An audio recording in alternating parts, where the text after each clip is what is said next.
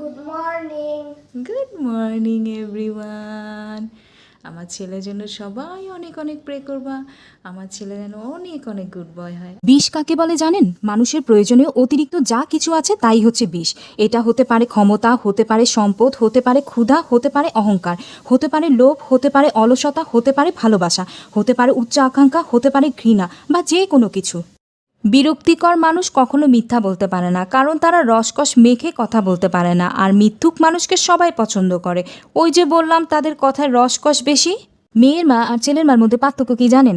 মেয়ের মা চাইবে যে কষ্টগুলো আমি জীবনে করেছি সেই কষ্টগুলো আমার মেয়ে যাতে না করুক, আর ছেলের মা চাইবে যে কষ্টগুলো আমি করেছি আমার ছেলের বউ যাতে তাই করুক। মেয়ে আর মেয়ে জামাই একসাথে খাবার খেলে শ্বশুরবাড়ির লোকে বলে কত ভালোবাসাই না ওদের মধ্যে। ছেলে আর ছেলের বউ একসাথে খাবার খেলে মেয়ের শ্বশুরবাড়ির লোক বলে ওই দেখো তাবিজের প্রতিক্রিয়া দেখা দিচ্ছে।